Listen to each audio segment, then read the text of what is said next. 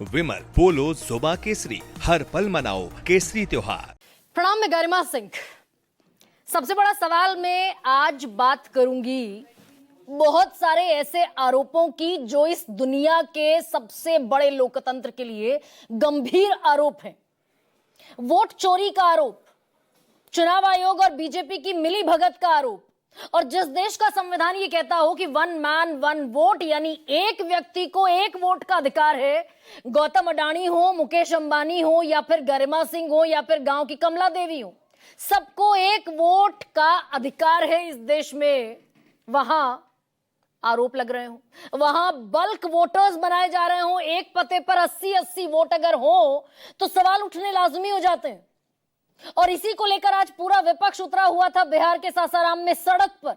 Voter अधिकार यात्रा शुरू की राहुल गांधी ने और बड़े बड़े शब्दों का भी इस्तेमाल किया। वो सारी चीजें आप जानते हैं। तेजस्वी यादव ने कहा कि वोट चोरी नहीं है, ये वोट पर डकैती है, ये भी आप जानते हैं। लेकिन मैं आज बात करने वाली हूं सबसे बड़ी कस्टोडियन की, जो ऑर्गेनाइजेशन जिसे हम कस्टोडियन के तौर पर देखते हैं, हमारे वोट के संरक्षक के तौर पर देखते हैं, यानी इलेक्शन कमीशन ऑफ इंडिया।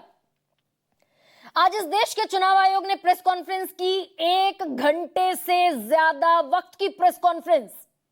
और मैं आप पूरा देश ये उम्मीद कर रहा था कि इलेक्शन कमीशन ऑफ इंडिया बहुत ट्रांसपेरेंसी से, पारदर्शिता से सवालों के जवाब देगा। इलेक्शन कमीशन ऑफ इंडिया ने कहा कि कोई पक्ष नहीं है हमारे सामने, ना कोई विपक्ष है, हमारे लिए सब समकक्ष है।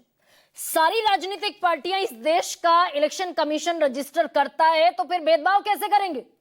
ये ताल ठोकते दिखे ज्ञानेश कुमार गुप्ता, जो कि आप कह लीजिए उनको the last voice of election commission of India. उनसे बड़ी कोई आवाज नहीं है, खुद मौजूद थे आज। और उन्होंने जो दम ठोका वो मैं आपको बता देती हूं। उन्होंने कहा कि 7 करोड़ से ज्यादा मतदाता इलेक्शन कमीशन के साथ खड़े हैं बिहार में, तो कोई प्रश्न चिन्ह नहीं है, कोई सवाल ही नहीं है, नथिंग डूइंग। इसी पर वोट चोरी जैसे गलत शब्दों का इस्तेमाल गलत है। मतदाताओं की फोटो मीडिया के सामने रख दी गई उनकी अनुमति के बगैर। क्या किसी की बहू बेटी के सीसीटीवी फुटेज हम जारी कर दें, यहां तक भी बात पहुंची। और पूरी पारदर्शी प्रक्रिया है, करोड़ों कर्मचारी हैं, बीएलएज हैं, कोई सवाल नहीं उठता कि मतदाता वोट चोरी कर सकता है। इस सारी चीजें कही गई और यह भी कह दिया कि इलेक्शन कमीशन ऑफ इंडिया के कंधे पर बंदूक रखकर मतदाताओं को निशाना बनाने की कोशिश अगर होगी तो यह स्पष्ट राजनीति है। अब यहां पर दरअसल ईसी ने अपने आप को बड़ी होशियारी से अलग कर लिया। इलेक्शन कमीशन ऑफ इंडिया ने, भाई इस देश के मतदाताओं पर कौन सवाल उठा रहा है? सवाल तो इलेक्शन कमीशन ऑफ इंडिया पर है कि मतदाताओं को गलत तरीके से रजिस्टर किया गया। ईसी कह रहा है कि भाई इलेक्शन कमीशन के कंधे पर बंदूक रखकर मतदाताओं पर आप हमला कर रहे हैं, निशाना बना रहे हैं, ये राजनीति है। तो मैं यहां क्लियर कर दूं कि मतदाताओं पर कोई सवाल नहीं है, रजिस्टर करना इलेक्शन कमीशन ऑफ इंडिया की जिम्मेदारी है। और इसी ने कहा कि निडरता के साथ अमीर गरीब सारे वर्गों के, सारे धर्मों के मतदाताओं के साथ हम चट्टान की तरह खड़े थे, खड़े हैं और खड़े रहेंगे। झूठे आरोपों से चुनाव आयोग नहीं डरता। अब इस समरी में आपको ये समझ में आ गया होगा कि चुनाव आयोग ने किन सवालों के जवाब दिए होंगे और किन सवालों के जवाब नहीं दिए होंगे। मैं शुरुआत करती हूं एक सवाल से। थोड़ा सा आज हो सकता है मैं आपके सामने कुछ, और सबसे इंपॉर्टेंट चीज ये है कि आज मैं आपके सामने कुछ एफिडेविट्स लेकर आई हूं बाकायदा। उम्मीद थी उस सवाल पर चुनाव आयोग जवाब देगा। चुनाव आयोग ने कहा कि हमने एसआईआर इसलिए शुरू किया बिहार में, पहले बिहार से बात शुरू कर लेते हैं। स्पेशल इंटेंसिव रिवीजन इसलिए शुरू हुआ क्योंकि समरी रिवीजन में बहुत सारी गलतियां छूट जाती थी। घर घर डोर टू डोर नहीं जाते थे बीएलओ। एसआईआर में मैक्सिमम प्योरीफाई करने के लिए फ्रेश मतदाता सूची बनाते हैं, डोर टू डोर जाते हैं। और आज दावा भी कर दिया इलेक्शन कमीशन ऑफ इंडिया ने कि मैं दावे के साथ कहता हूं 7.89 करोड़ वोटर्स के घर बीएलओ पर्सनली, व्यक्तिगत तौर पर पहुंचे, यानी इन्यूमरेशन फॉर्म दिया गया है। अगर 2 भी पहुंच गए होंगे गलती से तो भरेगा एक व्यक्ति एक इन्यूमरेशन फॉर्म, तो गलती की गुंजाइश क्या हुई? 0। ये ज्ञानेश कुमार गुप्ता कह रहे हैं। एक व्यक्ति एक ही इन्यूमरेशन फॉर्म भरेगा। तो अब फिर सवाल ये पूछा जाना चाहिए कि फिर ड्राफ्ट रोल में विजय कुमार सिन्हा से लेकर निर्मला देवी तक, जो मुजफ्फरपुर की मेयर हैं, बीजेपी की नेता हैं, उनके 2 एपिक नंबर कैसे जारी हो गए, 2 वोटर आईडी कार्ड कैसे जारी हो गए, विजय कुमार सिन्हा को 2 वोटर कार्ड कैसे मिल गए, और अगर एक एक घर गया है बीएलओ बूथ लेवल ऑफिसर, तो मुजफ्फरपुर में एक पते पर 269 वोट कैसे बन गए और जमुई में एक पते पर 247 वोट कैसे मिल गए। अब इसकी जिम्मेदारी डाल दी इलेक्शन कमीशन ऑफ इंडिया ने बीएलएज पर और बीएलओ पर कि भाई 15 दिन का टाइम है, आप अपना करेक्शन करा लीजिए। अब लेकिन अगर बीएलओ ने इतनी सतर्कता के साथ काम किया तो सवाल तो उठेगा कि भाई ये बल्क वोटर्स कहां से आ गए, अगर इतना एब्सोल्यूट प्यूरिफिकेशन एक्सरसाइज है एसआईआर। अब दूसरा जो सबसे बड़ा सवाल था वो ये कि राहुल गांधी ने आरोप लगाया था 1,250,000 वोट फर्जी हैं महादेवपुरा सीट में कर्नाटक की बंगलुरु सेंट्रल पर। इलेक्शन कमीशन ऑफ इंडिया ने कहा कि यहां भी मैं क्लियर कर दूं, मतदाता सूची और मतदान दोनों अलग अलग विषय हैं। मतदाता सूची में नाम हो सकते हैं, ये माना इलेक्शन कमीशन ऑफ इंडिया ने कि मतदाता सूची में एक से कई जगह नाम रजिस्टर हो सकते हैं, लेकिन ये कैसे पता कि उन लोगों ने 2 जगह मतदान किया था। अब ये भी दरअसल पॉलिटिकल पार्टियों को ही बताना है, लेकिन इलेक्शन कमीशन ऑफ इंडिया ने ये नहीं कहा कि वो वोटर सूची की जो गड़बड़ियां हैं वो नहीं थी। अब राहुल गांधी को एक बाकायदा फिर से ताकीद कर दी गई। राहुल गांधी को कहा गया कि या तो हलफनामा देना होगा या देश से माफी मांगनी पड़ेगी, तीसरा कोई विकल्प नहीं है। अगर 7 दिनों के भीतर हलफनामा नहीं मिलता तो इसका मतलब यह है कि सभी आरोप बेबुनियाद हैं। और यह भी कह दिया कि ये रूल सबके लिए बराबर है। मैं एक एक स्टेप बाय स्टेप आपके सामने चीजें रख रही हूं। ज्ञानेश जी ने कहा कि ये रूल सबके लिए बराबर है, कानून सब पर समान रूप से लागू होता है कि शपथ देनी होगी व्यक्ति के सामने ये शपथ उस व्यक्ति के सामने एडमिनिस्टर करानी होगी जिसके खिलाफ आपने शिकायत की है, यानी ईआरओ के सामने। तो फिर ये सवाल भी पूछा गया कि भाई अनुराग ठाकुर से ये हलफनामा क्यों नहीं मांगा गया, बीजेपी के नेता हैं जो। इस सवाल का जवाब इलेक्शन कमीशन ऑफ इंडिया ने नहीं दिया। सवाल यह भी पूछा गया कि एक्सरसाइज जो इस नाम पर शुरू हुई थी कि भाई बांग्लादेशी हैं, अवैध घुसपैठिए हैं, उन्हें निकाल बाहर करना है, तो कितने अवैध घुसपैठिए मिले, इस सवाल का भी जवाब नहीं मिला।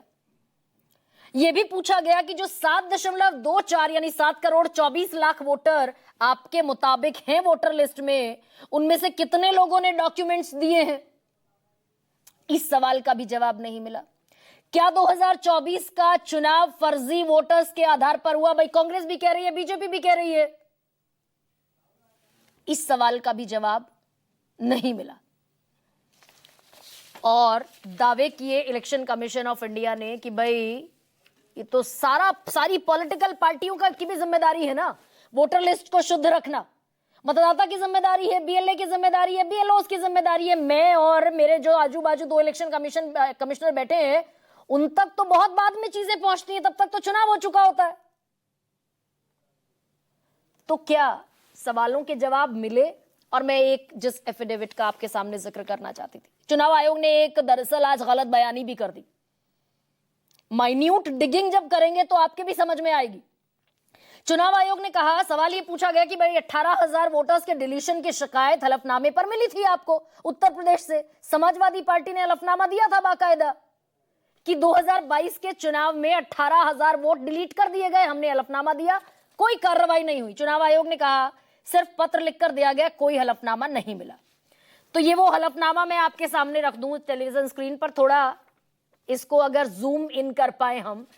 ये India non judicial government of Uttar Pradesh E stamp, ये बाकायदा, और ये मेरे पास पूरी पीडीएफ आई है दरअसल 80 से ज्यादा पेजेस की, लेकिन मैं दिखा पाऊंगी सिर्फ एक आपको, समय भी कम था। तो ये हलफनामा दिया गया है, शपथ करता है पुष्पा देवी, पति का नाम है श्रवण कुमार, निवासी है वेला भेला की रायबरेली से, और शपथकर्ता सशपथ ये बयान करती है कि शपथकर्ता का नाम विधानसभा की मतदाता सूची में भाग संख्या 340 के 825 के क्रम संख्या पर दर्ज था और अभी गलत तरीके से मतदाता सूची से काट दिया गया है। ये शपथ पत्र 18,000 वोट डिलीशन का चुनाव आयोग को दिया गया था। चुनाव आयोग कह रहा है कि हमें दिया ही नहीं। अब मैं आपको कुछ बयान सुनाती हूं। उड़ीसा से या उत्तर प्रदेश से कुछ शिकायतें की गई, बात वहीं की वहीं है। चुनाव हारने या जीतने के बाद जिस मतदाता सूची पर चुनाव हुआ उसके ऊपर बिना हलफनामा दिया गया, ये बात ठीक नहीं है।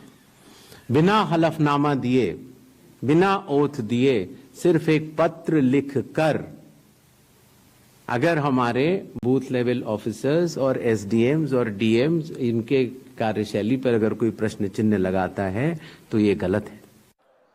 इलेक्शन कमीशन ने मुझसे एफिडेविट मांगा और किसी से एफिडेविट नहीं मांगा।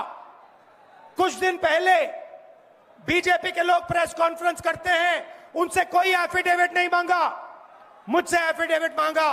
कहते हैं कि आप एफिडेविट दो कि आपने जो हमें कहा, आपने जो डेटा रखा है वो सही है। उन्हीं का डेटा है, उन्हीं के आंकड़े हैं, मुझसे एफिडेविट मांग रहे हैं। हलफनामा देना होगा या देश से माफी मांगनी होगी, तीसरा विकल्प नहीं है। आपके माध्यम से मैं ये भी कहना चाहता हूं, अगर 7 दिन में हलफनामा नहीं मिला तो इसका अर्थ ये सारे आरोप निराधार हैं। पूरे हिंदुस्तान में विधानसभा के चुनाव, लोकसभा के चुनाव चोरी किए जा रहे हैं और इनकी आखिरी साजिश यह है कि बिहार में एसआईआर करके नए वोटरों को जोड़कर, वोटरों को काटकर ये बिहार का चुनाव चोरी करें। वोट चोरी जैसे गलत शब्दों का इस्तेमाल करके जनता को गुमराह करने का असफल प्रयास किया जाए